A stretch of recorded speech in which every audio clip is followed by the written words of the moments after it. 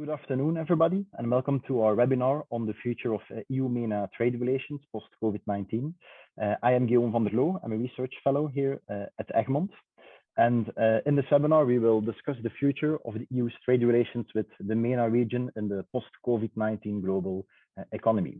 Now, the purpose of this webinar is actually twofold. On the one hand, we aim to present the key findings of our EuroMeSCo Policy Study on post-COVID-19 EU Southern Neighbourhood trade relations. This study was realized a couple of months or weeks actually ago in the framework of the EuroMeSCo Connecting Dots project, co-funded by the EU and IMED.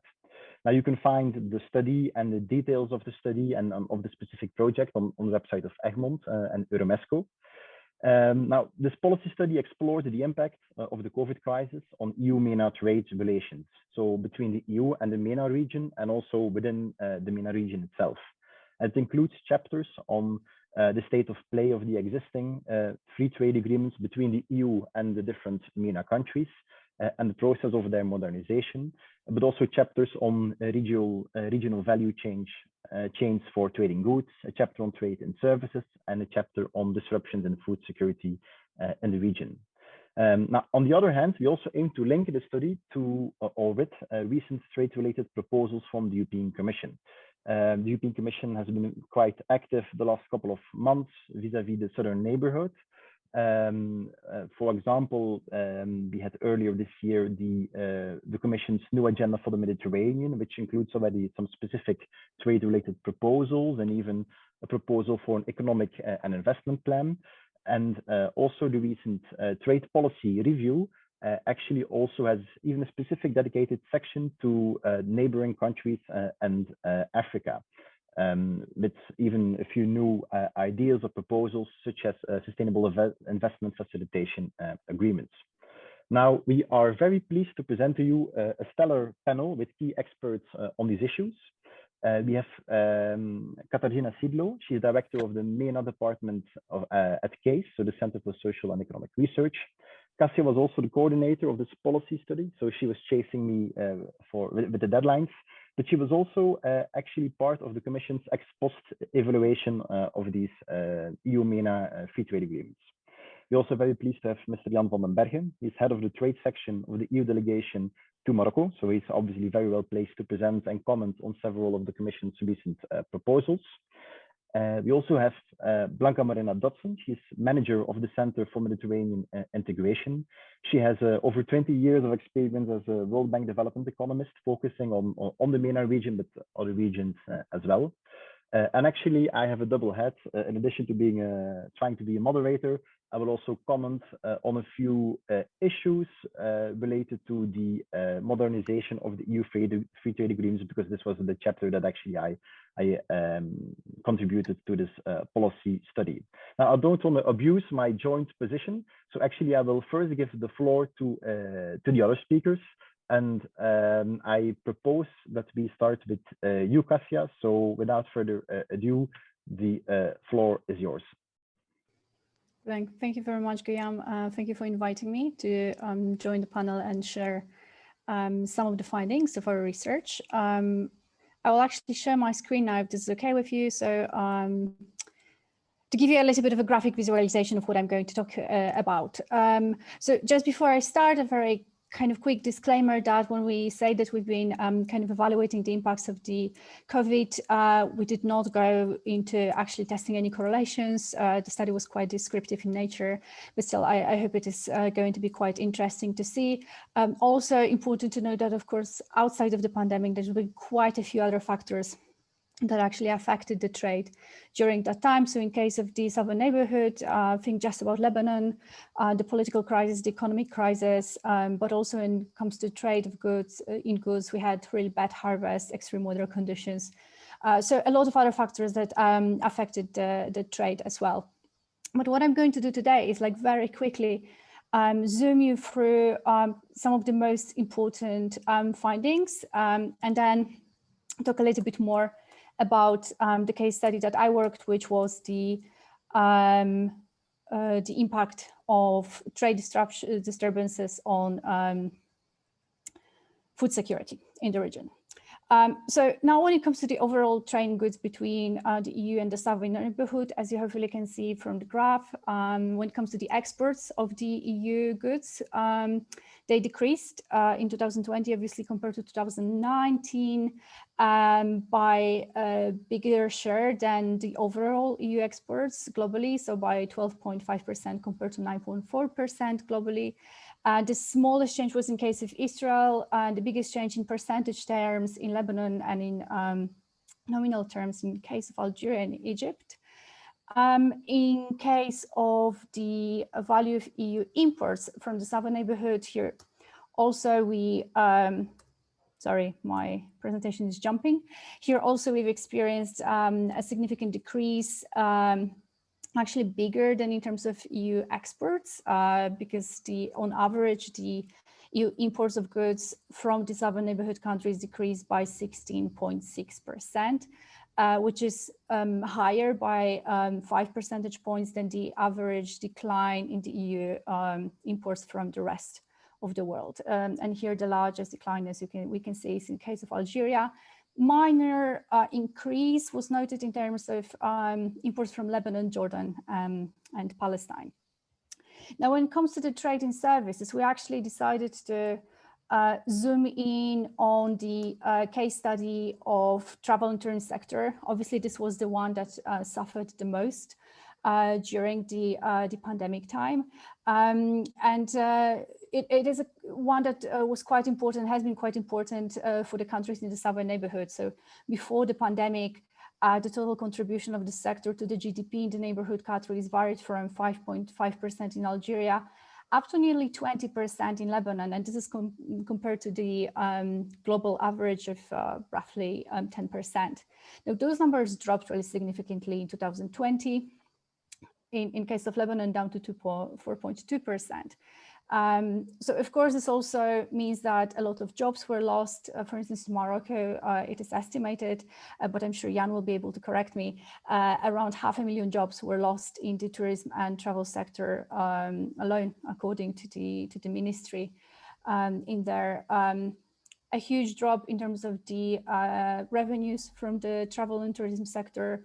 In Jordan, for instance, only during the first 8 months of 2020, travel revenues went down by 80%, and this is 1.2 billion US dollars. So in general, a lot of negative effects on trade in the tourism and travel sector. Now, what I personally try to do in my chapter in the study is trying to understand how those disturbances to trade in goods and services impacted the food security in the region. So there are two ways in which this have happened. One is availability side or the supply side, and the other one is access side or the demand side. The reason why the food security case study was quite important for us is that in the southern neighborhood, those countries are really heavily reliant on food imports. They're some of the biggest food importers in the world. Roughly, half of the daily caloric intake of the population in the Arab countries come from the foodstuff that are imported. So they're quite vulnerable to global market disruptions in that way.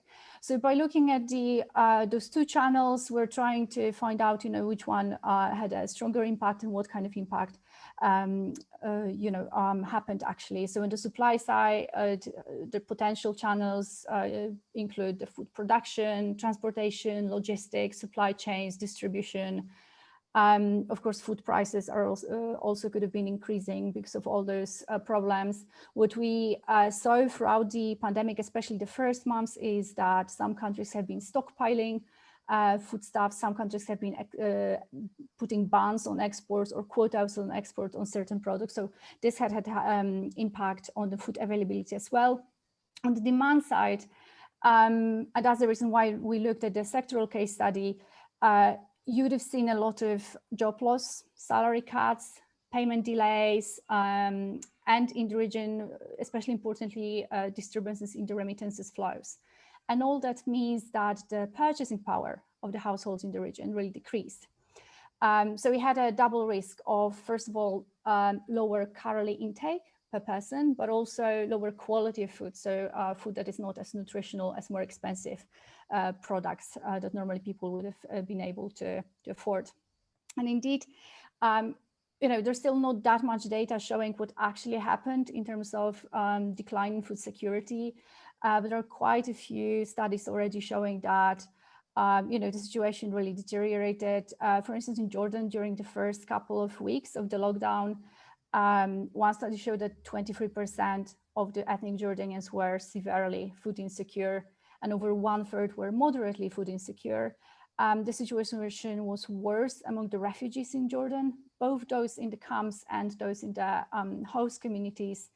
And the number of families who had to adopt different livelihood coping strategies went up in both subsections of the refugee community. In Tunisia, nearly 1 in 5 households had to actually change their food consumption patterns as a result of pandemic, and almost 1 in 5 was eating less preferred foods or eating less overall. I've also been seeing the reasons why this happened. So, like I said, we have those two kind of channels through which the disturbances in trade could have had impacted the households and their food security. And as you can see from the graph, this is one study which was a household survey conducted in Tunisia and Morocco. The drop in household income, increases of food prices were kind of had bigger impact than, for instance, shortages in food markets. So those are just some selected data really that led us to actually conclude that it was mostly the demand channel, not the supply channel, that mostly drove the diminishing food security in the southern neighborhood amid the pandemic. I will finish just by underlining that a lot more research would be great into this, especially if more data is available, especially disaggregated data, for instance, by gender. That's something that definitely could be looked into in the future. And of course, during discussion, I'm happy to elaborate on any and all of the points that I've already mentioned. So thank you.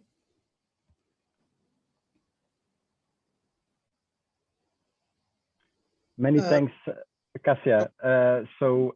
Actually, indeed, without further ado, Jan, I see that you're very enthusiastic to start, so the floor is yours. Hello, everyone. So thank you for being invited here at Egmont, which is, of course, a well-known and policy center and think tank close to the Belgian Foreign Office, but also well-known within Europe. So I'm going to, in my presentation, quickly touch on the policy dimension of our trade and investment relationship with the Southern Mediterranean region. So we benefit from geographical proximity, cultural, linguistic ties with the Southern Mediterranean region. Upgrading our economic integration is essential for long-term stability. We see that 26 years after the Barcelona Declaration, the region is still facing an important set of governance, climate, security challenges, which is, of course, exacerbated by the COVID-19 pandemic. So the European Council recently highlighted the need to develop a new agenda for the Southern Neighbourhood. The Commission and the High Representative, Mr. Borrell, followed up with a joint communication proposing an ambitious and new agenda, which will guide the EU's policy towards the region and the multi-annual programming under the new neighbourhood instrument. To support this agenda, the Commission has proposed an economic and investment plan for the southern neighbours, including a series of flagship investment and projects that could be financed in the next period. The plan's objective is to support partners in their recovery efforts, to contribute to increased competitiveness and sustainable and inclusive growth. We will, on the programming side, support the Southern Mediterranean countries' desire to benefit from potential changes in global value chains, which unfortunately nowadays do not sufficiently cover the region. Those value chains have, despite certain vulnerabilities that we have seen, remained overall in DG Trade assessment fairly resilient, with some exceptions, notable exceptions. So future structural changes will not be automatic. They will require significant effort and engagement with the Southern Mediterranean region. We are engaging on the, also with our partners on the qualitative aspects of trade, not only the quantitative aspects, and we want to support them in the next program period together with the ILO, the International Labour Organization, in mainstreaming employment consideration in trade and investment policies. And our programs will also support continental integration via technical assistance for the implementation of the African Continental Free Trade Area. Of course, there is a negotiation side that is my focus here on a daily basis. Arguably, it's at least as important as programming, although the attention is often mostly focused on programming. The reality is that at the end of the day, it's mostly, I mean, it's trade that is lifting economies up, and programs are very appropriate and good as an instrument, but they have their limits. So we have proposed already a long time ago DCFTA negotiations, so deep and comprehensive free trade agreement negotiations with Morocco and Tunisia, on the basis of a mandate that was agreed by the Council in 2011. But those negotiations have been stalled for many years. Even though there was some political agreement in the context of the Association Council in 2019 to resume the negotiations for Morocco, we haven't seen much in practice. Of course, there was the COVID pandemic, which had a significant impact on our functioning. And which also has, so of course, and that's a positive side, accelerated the digital transition. So in our new trade strategy, which was adopted in February by the College, we have renewed our offer to discuss options with Morocco and Tunisia to modernize our framework. And this in light of today's challenges in climate, energy transformation, and the digitalization of our economy. We have specifically mentioned Morocco and Tunisia. Why? Because we consider them the most stable and the most economically open countries of the region. It's important because our new trade strategy is mostly focused on, of course, the economic recovery, but also more on implementation, not so much on negotiation. And Tunisia and Morocco are the exception. The current frameworks, to be very frank, the Southern Mediterranean association agreements, they are good from political perspective. They're valuable frameworks, but the trade provisions, they predate the internet. They're not adequate to address today's challenges. They don't cover topics such as TBT, technical barriers to trade, sanitary and phytosanitary issues, investment, which is still treated as something bilateral by the member states, even though there was a Lisbon Treaty, digital services, sustainable development, good regulatory practices, transparent procurement, all of that is out. So it's essentially focused on tariffs and cooperation, and a lot is missing. So the modernization of our trade and investment relations becomes more urgent because we have an EU Green Deal. We have part of that is farm to fork, part of that is the future carbon border adjustment mechanism, and we do not have formalized consultation mechanisms on trade and environment or on trade and labor in our association agreements. There is very little on trade and sustainable development. Those instrument mechanisms would have been very good today to exchange with the partners of the region for what is coming, and to avoid, of course, trade irritants. So our offer on modernization is an open one. Resuming negotiations for the DCFTA path is just one of the options on the table. We are ready, able and willing to identify priorities of engagement with our partners. We are in a listening mood. We are ready when they are ready.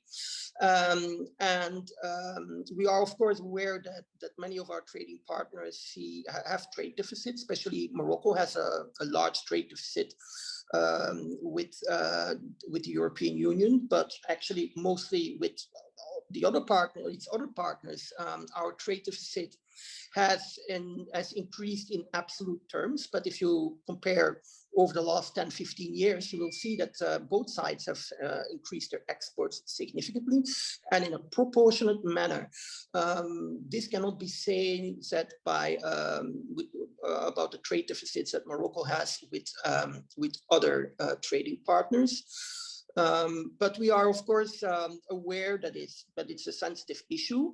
And that's why we also, in our modernization offer, specifically pointed to the merits of sustainable investment agreements with the Southern Mediterranean region and the wider African region, because of course Morocco is a bit our hub, our entry point to Africa. Many countries that, many companies that do not dare to go straight into Africa. The first logic country where you want to go would be Morocco or Tunisia, where the climate is more predictable. And of course, an engagement of sustainable investment would, if well negotiated, result in of course more investment, and attracting FDI is what the region needs to create economic growth. To make sure that it can address its structural deficiencies, and to foster, of course, strategic interdependencies between the EU, the Southern Med region, the wider region, and develop win-win integration initiatives, in particular on strategic value chains. And of course, we fully support the dynamism around the African continental free trade area. We are ready to explore synergies, notably in terms of rules of origin. Of course, it's for our partners to identify to identify their priorities and to see whether our invitation is for them sufficiently tempting. I have the impression that here the private sector is ready. I had a lot of contacts with the Employers Federation here, with Exporters Association. I noticed a strong call from the private sector, but we are still waiting for official reactions, both on the side of Morocco and Tunisia. So I think I'm gonna stop here. Okay, many thanks, Jan. But I'm sure that we can follow up on a few issues that you flagged and mentioned. So then it is my pleasure to welcome Blanca Morena Dotson. I noted that she just joined after I started the presentation. So maybe just mention again that Blanca is manager of the Center for Mediterranean Integration, with really over 20 years of experience as a World Bank development economist focusing on the MENA region. So she is perfectly placed to comment on the subject or the region of concern. So Blanca, the floor is yours, and welcome. Thank you so much. I'm really delighted to be part of this panel, and I appreciate very much the invitation to me personally and to the Center of Mediterranean Integration. The center, as you may know, just very quickly, was created by the World Bank 11 years ago. It's essentially a partnership where institutions like the World Bank, the EIB, and others, national governments, regional governments, and civil society gather to find common solutions to joint challenges and common problems in the Mediterranean. And we just migrated to the UN on July 1st. And that is one of the reasons why I don't have any slides today, because we have changed systems and I'm still landing in the UN system. But thank you so much for inviting me. I will base my remarks in two reports, which you probably have already. Otherwise, I'll be happy to share with all of you. The first one was published by the CMI in December 2020. The title is Enhancing Mediterranean Integration. And the second one is the MENA Economic Update of the World Bank and the CMI, which reflected really on the effects of the pandemic. So before the pandemic, I would like to talk perhaps before and after. Before the pandemic, all the data indicate that the Mediterranean region is the least integrated region of the world. And one of the conclusions of our report is that the reasons behind this lack of integration, which is documented with lots of evidence and data, is that there are a lot of non-tariff obstacles. There are, of course, some tariff obstacles to trade, but there are a lot of obstacles mentioned by the previous speaker, which represent about 30% of the total cost that are really blocking this trade integration.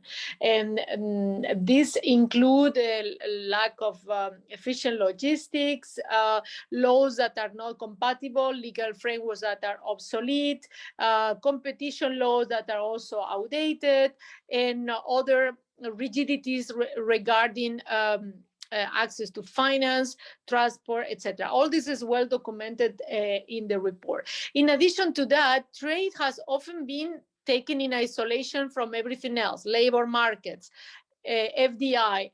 And if you approach the trade liberalization reforms in isolation from the sectors, you know that it can be very costly and also very unpopular. You will have sectors that become the comparative advantage that will attract investments and create jobs, and you will have also the losers. And this could create further disparities unless some specific actions are taken in parallel to the trade reform. So this is one of the reasons why more comprehensive trade reforms have not been undertaken in the region in the past, because either trade was taken separate from everything else, or not enough attention was given to the non-tariff reforms. So what I would say about the pandemic is that the pandemic has amplified all these blockages and has really shown the vulnerabilities of the region when a crisis of this magnitude, of course, totally unexpected, hits the region. We have seen the issues of food security, already mentioned by the previous speaker. The lack of mobility in the labor markets has also been a blockage. For example, in the health sector, the lack of availability of vaccines or the lack of mobility of nurses to go from one country to another. All these are signs of the endemic problems that existed before the pandemic. And of course, one point that was also mentioned by the last speakers has to do with the vulnerability of some populations. Who has been hit the worst? Women working in the informal sectors that immediately lost their jobs, refugees, the children of refugees. So again, this is a region where the lack of integration hits some of the most vulnerable populations. So all this is on the diagnosis.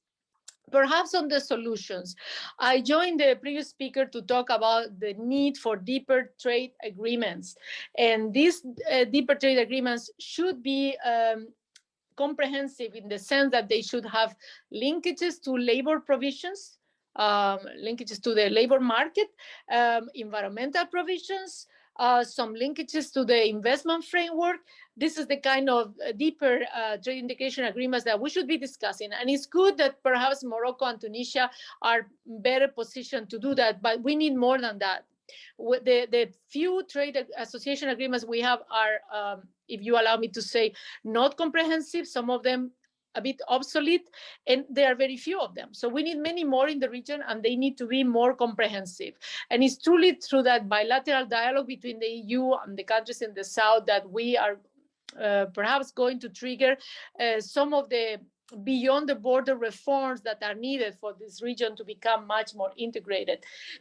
I completely agree that the Africa Continental Free Trade Agreement is a unique historical opportunity. Don't forget that all the countries in the north of Africa are part of this new agreement, which is much more modern than previous agreements in the past, because it comes already with some institutional components, and it has more teeth than some of the agreements in the past, in the sense that it could be much better implemented. Of course, we need political will and we need the institutions to collaborate, but it has the potential to transform the region, and that should tremendously help the Mediterranean. Perhaps just to end by saying that the solution for this region in terms of promoting deeper and faster integration has to come from an approach of co-creation and partnership. It's not the North helping the South. We have to see what the common goals are. We have to think of technology transfer. In our second report that I mentioned with the World Bank, we identify some sectors that are really becoming comparative advantage in countries like Jordan, for example, the pharmaceutical sector, the automotive sector in Morocco, or Tunisia also. So we really have to see where the comparative advantages are and come up with an approach of technology transfer, co-creation, joint investments that could eventually have the power of transforming the region. Maybe I'll stop there for now. Thank you. Many thanks, Blanca. Now, let me briefly just put my other hat on as a speaker and as an author of the policy study, and zoom in on actually something which was covered by all previous speakers, is the modernization of the existing bilateral trade agreements between the EU and the MENA countries. Now, obviously, the modernization of these trade agreements is not something new, but this is already ongoing actually for basically 20 years. As you may know, so initially the trade agreements essentially only covered trade in goods and mainly industrial goods. And then with most, but not all of the MENA countries, specific protocols were negotiated and concluded over time, broadening the scope of these trade agreements with agreements on liberalization of agriculture and fisheries products. With Morocco, for example, also a sustainable fisheries agreement, which was for a period also a bit in limbo due to these Western Sahara cases before the Court of Justice. There were other protocols on dispute settlement. So in any case, the agreements were broadened a bit. And with regard to implementation, and this was, I think, already touched upon by Kasia, that actually, if you look at the economic impact of these trade agreements, they were quite limited. The welfare gains, if you look at, for example, the study of the ex post evaluation from the European Commission, you see that the economic impact of these trade agreements was quite limited, mainly as a result of preference erosion, because obviously the EU is continuing to negotiate and conclude trade agreements as well. And something which was also already mentioned, that the countries in the region are quite worried about the negative trade balance with the European Union, which actually increased during the time that the trade agreements were into force. And something which was also covered or mentioned already, that we see even also before the pandemic, increasing signs of protectionism in the MENA countries. Countries in the MENA region increasingly are adopting measures, trade barriers that are incompatible with the trade agreements or even with the WTO provisions. For example, last year, the European Commission started a dispute settlement with Algeria to challenge some of the import restrictions that Algeria recently adopted. The good news is, if you look, for example, to the European Commission's trade barriers report, you see that actually the European Commission manages very often to diffuse or tackle some of these trade barriers in the joint institutions established by these agreements. But nevertheless, you see that there is a tendency towards protectionism in some of the MENA countries. Now, with regard to the modernization of these trade agreements, this is obviously quite challenging because, as already mentioned by Jan, initially the Council had a mandate for such DCFTAs with Tunisia, Morocco, Egypt, and Lebanon.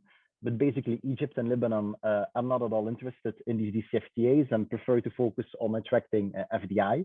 So negotiations are only ongoing with Tunisia and Morocco. And as already mentioned by Jan as well, you see that these countries are very reluctant to engage in these DCFTA negotiations negotiations were stalled or all stalled for quite a long time. Also, civil society has a lot of concerns. Some of them are really not are based sometimes on misconceptions, but nevertheless they are increasingly worries about in civil society about these DCFTAs. And even actually last year, or no, 2 years ago, in 2019, we had, I think this was what Jan mentioned, a joint declaration in the Association Council between the EU and Morocco to reset EU-Morocco relations also in the area of trade. But nevertheless, despite that, we didn't see a new negotiation round on DCFTA negotiations with Morocco. Now, a few words and about the challenges of these DCFTAs. So deep and broad trade agreements. Now, what is broad, as already mentioned by Jan, is the idea to broaden the existing trade agreements to cover also public procurement, investment, services, trade and sustainable development. So all the chapters which are basically crucial in the current global trade economy or trade, and also which is very much in line with the other trade agreements that the EU has negotiated. The deep dimension is a bit specific because this relates to the process that the MENA countries should align or adopt sections or specific sections of EU law to integrate into sections of the internal market. And I mean, you can come back on that later on, but this relates to, for example, an integration with regard to technical barriers to trade with specific mutual recognition agreements. Now, I don't want to go into the legal nitty-gritty of that, but we can pick this up later on. I just wanted to flag a few challenges for these DCFTA negotiations. First of all, there are a few, we can conclude that the EU and the MENA countries already liberalized the easiest sectors, trade in industrial goods and non-sensitive agricultural products. And this was actually already quite challenging for several countries. So actually now the difficult leftovers remain. And this relates, for example, to trade in services. For example, the MENA countries very much want to liberalize GATS Mode 4 services. So this is temporary movement of professionals for business purposes, so that individual professional service suppliers in the MENA region can come to the EU for certain periods to provide the service. Now, the EU and the member states are very reluctant to that because, of course, this relates to mobility and visa and work permits. So you can see that Tunisia and Morocco actually insisted to link the negotiations on visa facilitation, for example, with these services negotiations. This is quite interesting, and I'm very curious to hear from Jan what the developments on that specific point are. Also, the deep dimension of these trade agreements to approximate to a selection of EU legislation to integrate in the internal market, for example, with regard to technical barriers to trade, or for example, if you look at the proposal of the European Commission of the chapter on services for the Tunisia DCFTA, it also envisages approximation in several services sector. This can indeed integrate or lead to integration into sections of the internal market, but obviously this is a very difficult exercise that these countries should be really careful about, and it's crucial that these countries then obviously integrate such an ambitious trade agreement in the domestic economic policies at home. Now, this only actually relates to Tunisia and Morocco. You see that other countries are not interested in the conclusion of such DCFTAs. So there, an approach could be to gradually broaden in a step-by-step approach the existing trade agreements. For example, with the section on services or other areas where the MENA countries are interested in. This is a bit challenging because, as already mentioned, essentially the difficult leftovers remain. And also, obviously, then you preclude the option that you can really negotiate broad package deals and a bit of a tit-for-tat negotiation. So as such, this is not always an easy exercise. So these are some of the challenges that I briefly wanted to flag. And now actually we have still ample time for some questions from the audience, and I have specific questions on my own, but actually I first will give the participants the option to ask some questions. So please feel free to ask questions in the Dropbox or raise your hand with the Zoom option, and then I can bring you in. I see here a question already. I had a question from Marie Korman. She asks, or she mentions that some analysts explain that focusing on bilateral EU-MENA trade relations or agreements hampers regional South-South trade or regional South-South cooperation integration. I understand that Blanca's conclusions differ. Could you please elaborate? So I don't know if you can see that question as well, Blanca, but if so, please feel free to tackle this. And in the meantime, let's wait if other questions come in. Blanca, I don't know if you want to take this one. I'm sorry, I don't think I caught the first part of the question. I want to make sure I understand well before I respond. Can you see the question in the Q&A box? Then actually, let me see. So basically, the question is whether the focus on really bilateral EU-MENA trade relations is hampering regional South-South trading cooperation integration. Whether the bilateral approach between the EU and MENA countries is actually hampering a more region-to-region approach. That's a really interesting question. I don't see it that way. I think that we need to absolutely make progress in the bilateral agreements. That's necessary, but it would be great to do that in the context of a regional framework, because some of the issues are going to be similar. So, of course, it depends on the political appetite of every country. As you said, if Egypt and Lebanon are not interested at this point, how can we trigger that interest? And of course, if you have some champions like eventually Morocco or Tunisia that lead the way, maybe others could join. I think both are necessary. We need to make progress on the bilateral agreements, but we also need a regional approach between the EU and the countries in the South. That would be my take on it. Thank you. Thank you for the question. Many thanks. Jan, if I can turn to you for a specific question. So I find it quite interesting in the trade strategy, and something that you mentioned as well, is that the Commission now has this proposal to conclude sustainable investment facilitation agreements, not only with the Southern Mediterranean, but with Africa as well. And I noted that actually 2 weeks ago, the EU started the first the first negotiations on such an agreement with Angola on such an investment or sustainable investment facilitation agreement. And if I understand correctly, it's more about facilitating investment than liberalizing investment or investment protection. Actually, I also spotted the council's negotiation directive. So it's mainly bringing in investment in these countries. So I was wondering if the EU or the Commission is planning to conclude and parallel to the existing trade agreements, also such sustainable investment agreements with the Southern Neighbourhood, or will it be, for example, integrated within the existing negotiations with, for example, with Tunisia or Morocco, or what is the Commission cooking up on that front? So basically, that's my question on these sustainable investment agreements.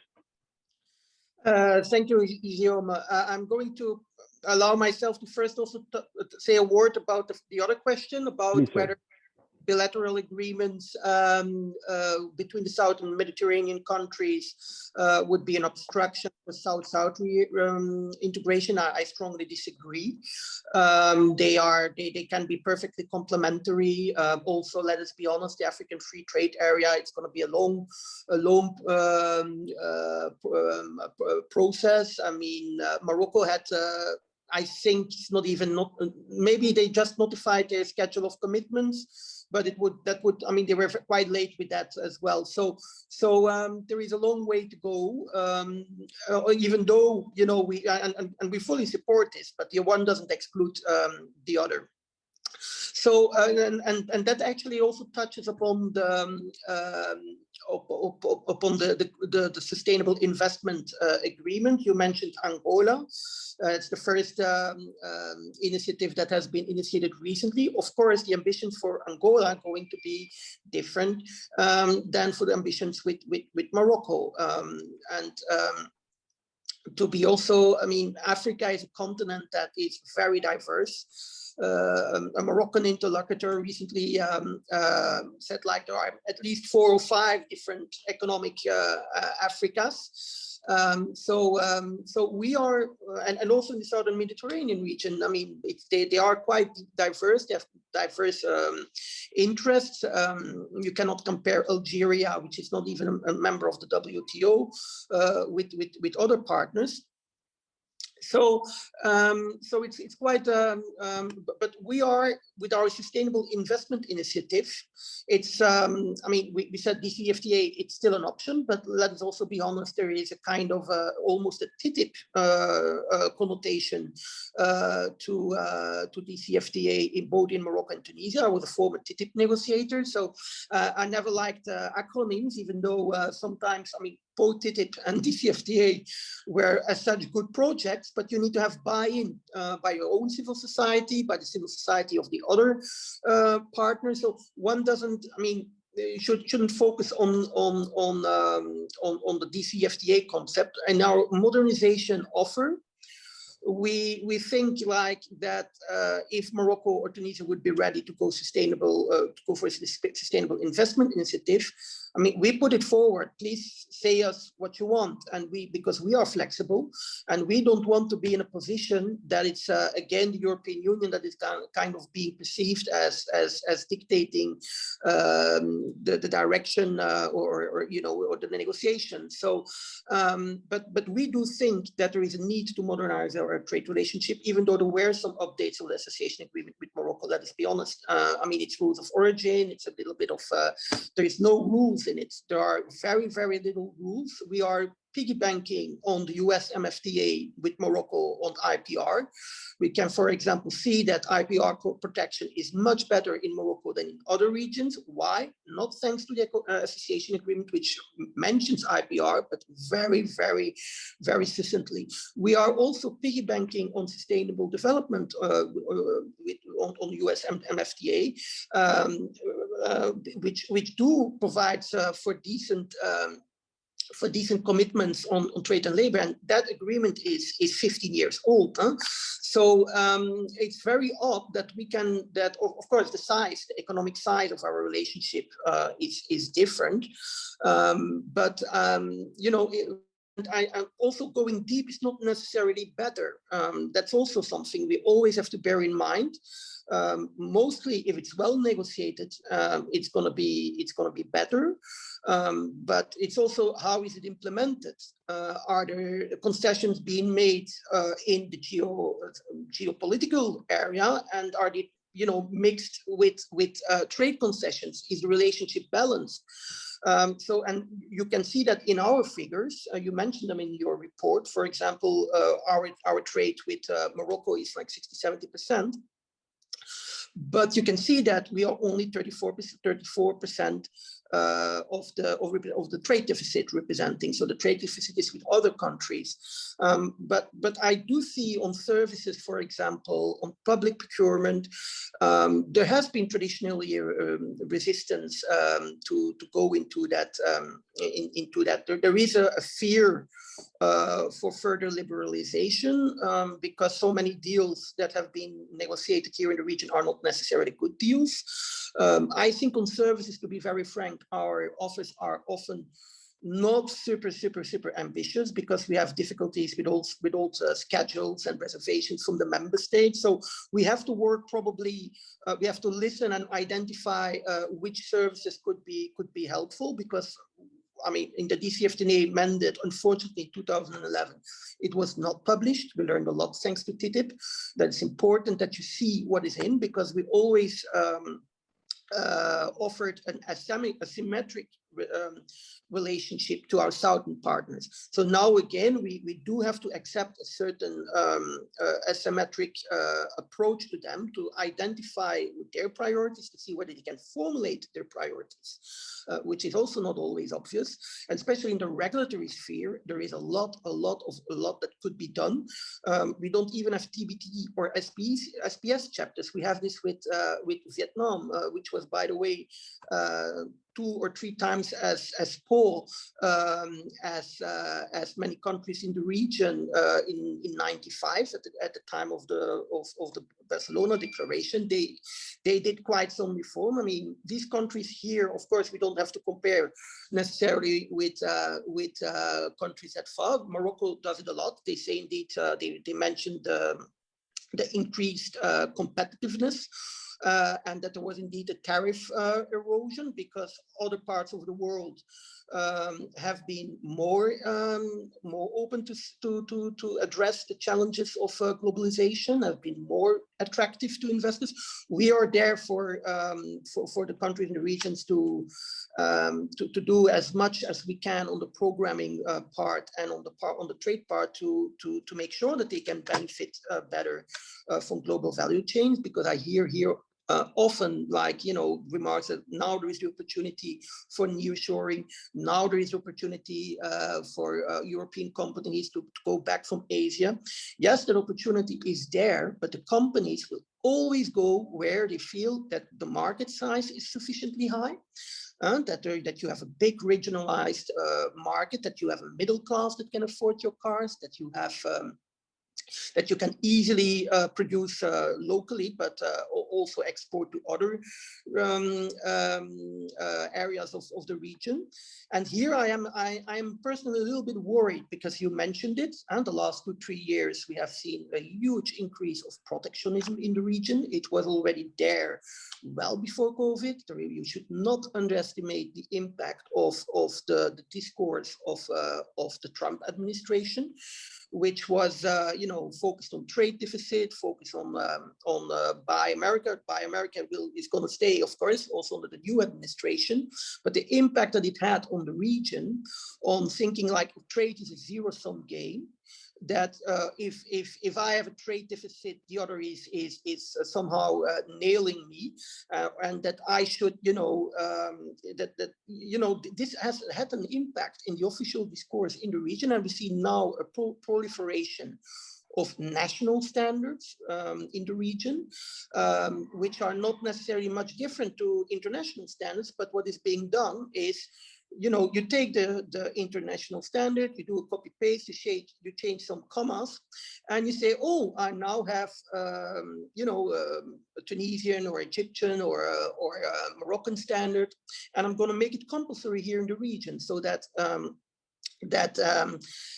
companies that want to, that even if they had complied with, for example, conformity checks in Europe, based not only on an European standard, but also international standards. It's important to know that European standards are generally really very close to the international standard. Here, now the job has to be done in certain sectors which have been identified as priority sectors for la préférence nationale, for the domestic production. So here countries are seemingly now focusing on the import side. Imports are a problem. You need to block them. And that we're going to do that with tariff barriers by increasing MFN levels over the board for all those with whom we don't have an FTA. And we're going to play games on the TBT front. Now, if you're doing that, and that's exactly what's happening now in the region, in the whole region, you're not giving signals that are very positive to big multinational companies. And here you can see, for example, in each country, like in the region, you have different supply chains. You have different value chains. Here, most of the value chains tend to be French value chains. But the German value chains, they're not passing here. It's only 3% of FDI, of foreign direct investment stock here is German. They are mostly on the east of the southern Mediterranean region. And that's a lose-lose situation, because, if they would be here, Morocco would benefit better from access to new chains which go from Northern America to Asia, while the value chains here are focused on five economic sectors. Some of them are very promising. The automotive sector is very promising, but because it's a French value chain, it's not going to go anywhere else but Africa and Europe. And then, and that's with other products like phosphate, very important. But what do you do if, despite an FTA you have with the US, your phosphate exports are tariffed at 20%, making export impossible, and you have no quick other sectors that can give a boost to your economy. So we have economies which are, despite the geographic proximity to Europe, which are very promising, which have everything that they could, I mean, that they would need to be to be growing. Which, I mean, they are growing, but there is so much untapped potential. And that's why we think that a sustainable investment initiative trying to do something about the business environment, about the attractiveness of the region, the transparency, that regulations are published, which is not always the case, that they have future effect and not retroactive effect. I mean, we're talking about these basic things. We don't even talk, I mean, integration of with the internal market. I mean, that's, I think that was the perception at the time, 20, 30 years. But the reality on the ground is that we are very, very far from that. And the region will need to catch up if they really want to benefit from changes in value chains. Many thanks, Jan. But from listening to what you're saying, it also seems that you can indeed have an investment agreement mainly focuses on creating a better investment climate, but in the end, it goes hand in hand with a pure trade agreement. But in the end, as you just mentioned, if the countries are increasing their tariffs, which is a more pure trade-related or pure trade measure, obviously this is not also sending a very positive signal to investors, or will not really be a very positive sign to attract FDI. But I'll leave it with that, and actually we'll go to two more questions that have been asked. And I propose that I will just flag or ask these two questions, and if I can add a third question myself, and that we then go to a final tour de table, and that each of us then can pick the questions that he or she wants, and on top of that also maybe some concluding arguments. One of the questions from Marie Korman was, how will the revised Common Agricultural Policy impact EU-MENA trade? This is obviously a very important question. Also for Cassia, she flagged how important the import of agricultural products is. So the impact of the revised Common Agricultural Policy on the MENA, on EU-MENA trade is one question. The second question is obviously not surprisingly about the Sahel issue, the Western Sahara, to what extent that the Western Sahara is a stumbling block in the negotiations with Morocco. And finally, if I can add a third question myself, is how can the EU can the EU's trade instruments, I mean, and these can be trade agreements, the modernization of the existing free trade agreements or investment agreements, really be developed in such a way that they can really function as a kind of a stepping stone between the EU and really sub-Sahara Africa, really in this very long-term objective of a continent-to-continent FTA. Obviously, this is a long-term objective, but what can the EU already now do with technical assistance and with which trade instruments, or how can these trade agreements or the modernization of the existing trade agreements be formulated to function as a kind of a bridge? So maybe we go the opposite way now, and Blanca or Cassia, I don't know if, who wants to come in first and tackle one of these questions, or maybe come in also already with some concluding remarks. I can start, I suppose. Perfect, Cassia. Great. So just very shortly, it's obviously very hard to say how the Common Agricultural Policy will impact the EU-MENA trade, but what I think is important to mention is that outside of the actual impacts, there are perceptions of the impacts, and those kind of translate into, you know, what you have been saying about the willingness or unwillingness of certain countries to kind of proceed with certain policies. So already when we've been conducting the evaluation of the free trade agreement, there's been a lot of discontent that we caught around the EU policies, agricultural policies, the way that you know, the stakeholders in the neighborhood countries had this perception that it's a very unfair playing field, in that the food producers, farmers in the EU have huge advantage compared to them.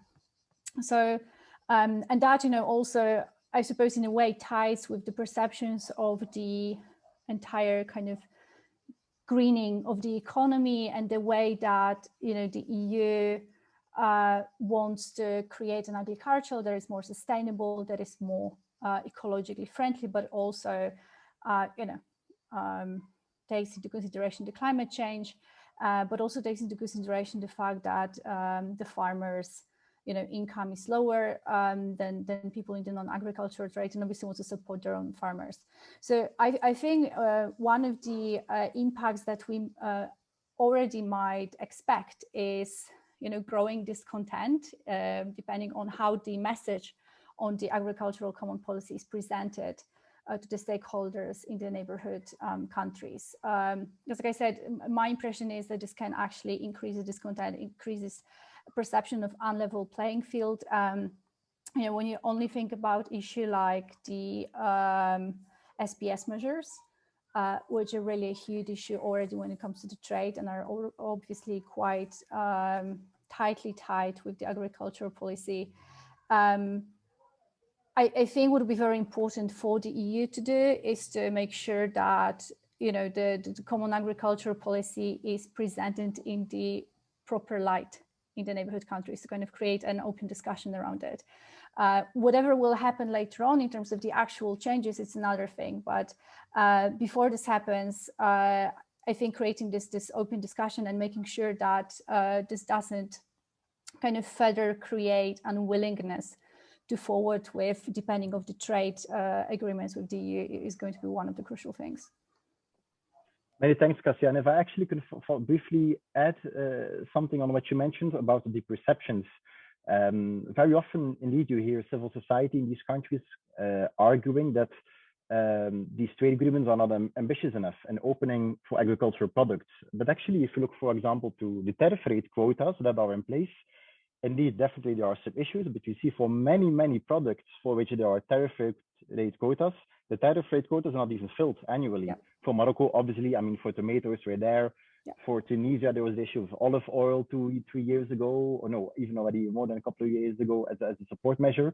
So you see very often that these perceptions are not always based on facts, but obviously, I mean, there are issues related to market access, but the challenge indeed is there more related to SPS, how to make sure that, I mean, especially SMEs in the MENA region have the capacity to align with, I mean, the food and health standards that need to be met in order to export to the EU. And this is maybe more a challenge than actually further liberalizing the quotas. Now, Blanca, I don't know if you want to come in already at this point and tackle one of the questions, or if you have some concluding arguments already at this point. Yes. At this point. Thank you very much. Perhaps just a footnote on this last discussion on agriculture. I believe that more effort should be undertaken to include the agriculture sector in the deeper trade agreements, because it was a bit absent in the first round, and I believe that the countries of the South have obviously a comparative advantage in some of the products, whether it is about quality standards or rules of origin. I think this deserves further attention. And then on the last point, I think that the question is very large. What kind of, I mean, is your question actually, what can the EU do? I mean, the new neighborhood policy is already right on target. It's extremely comprehensive. We need to recognize that the countries of the South have not received until now the same level of attention as the countries in the East that are potential accession members for the EU. If you look at the figures in terms of investments, the East has, in a way, received much bigger amounts. I think this is changing. I think the EU, with the new policy, is giving the signal that the South is really a priority, that technical assistance will be provided, that the investments will be targeting companies that operate North and South, and it's really this approach again of co-creation and partnership that will predominate. The EU needs the South to accomplish, for example, the climate agreements, the climate change goals and the reductions of CO2. Europe will not be able to make those targets without collaborating and linking the energy channels, connecting the energy channels with the South that is so rich in solar and renewable energies in general. So this is just an example. So I believe that there is a lot that has to be done, and the new neighborhood policy is right on target. And I hope that we'll be able to collaborate to make that happen. Thank you. Sorry. Thank you, Blanca. I was muted. Jan, please feel free to comment. Yeah, just on the common agricultural policy, which I happen to know quite a bit because I worked for 5 years at DG Agriculture. I mean, it's important to bear in mind that you know, the time that it was 70% of the EU budget and almost focused on coupled payments, it's a long time. So the new common agriculture policy will be, as is the common agriculture policy as of today, it's going to be very much neutral on the trade perspective, on the trade front, because it will have decoupled payments, and it will focus for a large extent to the rural development within the EU. It will assess, I mean, that's a new farm reality. There are no more export substitutions, no more export subsidies. And so it's very important to bear in mind. The big challenge for the region here is already today SPS. A country like Morocco has significant difficulties in even, you know, managing to get its act together, import European milk, for example, or milk power, transform it and export it to the European Union. It should be an easy exercise. They don't find a way in the comitology. They don't find a way for easy products like honey, which is not sensitive, which is something that normally a country should be able to get access to the European market in a fairly easy way. So I have been working a lot myself to get them, to give them access to poultry that has been heat treated, to help them in the process, but it's sometimes extremely difficult for them to get their act together, even if audits are being done, even if they manage to do their plan for residue control, and that still they need to designate laboratories that are up to the standard, of course. And that can be difficult. And I think that should be a point of attention from our side. I mean, let us be honest, a country like Morocco has an extremely favorable trade surplus on agriculture. Some countries in the European Union say there is a level playing issue rather on this side because of the changes in of the labor conditions and so on.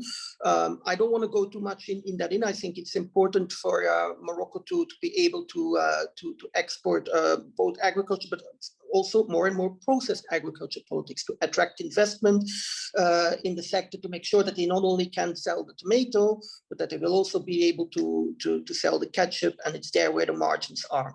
So, and what a trade agreement can do, even a sustainable investment agreement, don't focus too much on the investment. The more recent investment agreements, also the ones that is probably in the fridge for a while with China, they cover a lot of issues that not are investment stricto sensu, but do cover issues like transparency and good regulatory practices. And that's extremely important for investors, that they know what are the rules of the game, what is the interpretation of the rules of the game, and if there is a problem with the game, where do I have access to an impartial judge that can make sure and give me guarantees that my investment is not going to be annulled for one day or the other because this or that measure has been adopted. So a trade agreement that is well negotiated, that is well properly calibrated, is essential, in my opinion, is really essential in this world to make the difference between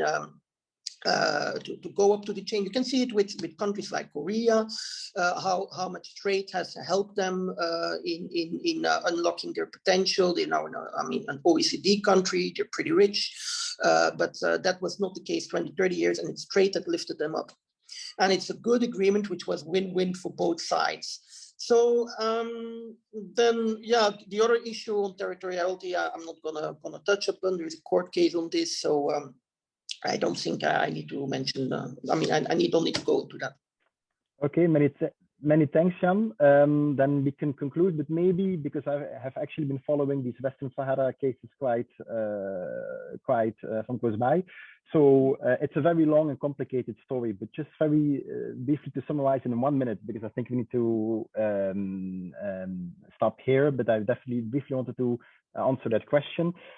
So the Court of Justice basically ruled in several cases that the association agreement with Morocco and fisheries partnership agreement cannot cover the territory of the Western Sahara because it is not part of Morocco, basically. Then the EU and Morocco adjusted the agreements to cover the Western Sahara as well after reports when, for example, the Commission and the ES made several reports in the Western Sahara arguing that these agreements are beneficial for the local population in the Western Sahara.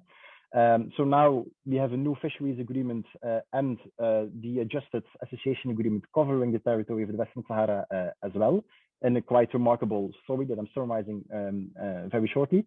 But now these new agreements are again being challenged by from Polisario at the Court of Justice. So it remains to be seen what the court will rule. You could see that actually after this issue was settled with the new agreement and the extension of the territorial scope of the association agreement with Morocco, there was a kind of a détente. This explains why in 2019 we had the summit between the EU and Morocco.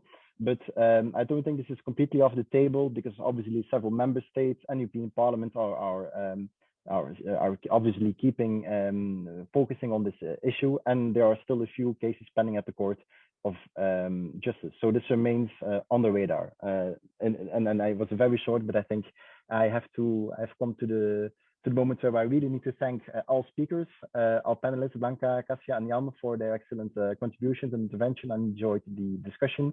I also want to thank all the participants for joining. I just want to flag that our policy study is still online or will remain online on the website of Egmont and EuroMeSCo. And then I can only wish you a very sunny afternoon wherever you are, and have a nice summer. And many thanks again for joining.